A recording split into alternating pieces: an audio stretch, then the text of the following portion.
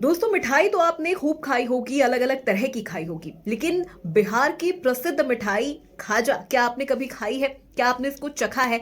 और अगर आपने खाया भी है तो क्या इसके पीछे का इतिहास आपको पता है?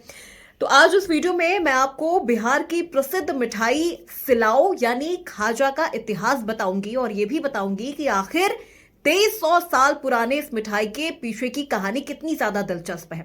नालंदा के छोटे से गांव से इसकी कहानी जुड़ी है। लेकिन क्या आप जानते हैं कि जीआई टैग वाली ये मिठाई ओडिशा के जगन्नाथपुरी में भी इतनी ही लोकप्रिय है और वहां इसे बड़े शौक से खाया जाता है। बड़ा डंडा या ग्रैंड रोड से लेकर प्रसिद्ध जगन्नाथ मंदिर के प्रवेश द्वार तक पूरी शहर की सबसे खास और पसंदीदा मिठाई खाजा यहाँ की गली गली में मिलती है। लेकिन ये जानकर आपको आश्चर्य होगा कि खाजा ओडिशा की मिठाई नहीं है। खाजा के बनने और यहां तक आने के 320 ईसा पूर्व के इतिहास की कई कहानियां हैं। इसका उल्लेख ऋग्वेद और चाणक्य के अर्थशास्त्र में भी है। एक कहानी के अनुसार खाजा का इतिहास आगरा और अवध के पूर्वी हिस्से से जुड़ा हुआ है, जिसने धीरे धीरे पूरे उत्तर प्रदेश और बिहार में अपनी एक खास जगह बना ली। प्राचीन समय के कई राजा महाराजा और गौतम बुद्ध भी इसे काफी पसंद करते थे। कुछ कहानियां बताती हैं कि बुद्ध अपनी राजगीर की यात्रा के दौरान सिलाओ के पास कहीं रुके थे।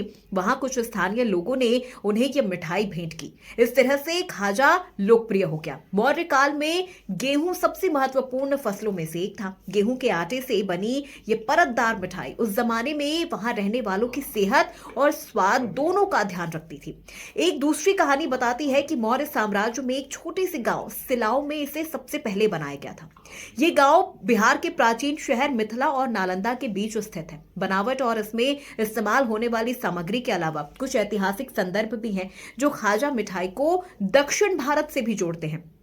12वीं सदी के एक ग्रंथ मान सोलासा यानी अभिलाषितार्थ चिंतामणि में इसे एक शाही मिठाई बताया गया है, जिसे अक्सर राजघरानाओं को उपहार में दिया जाता था।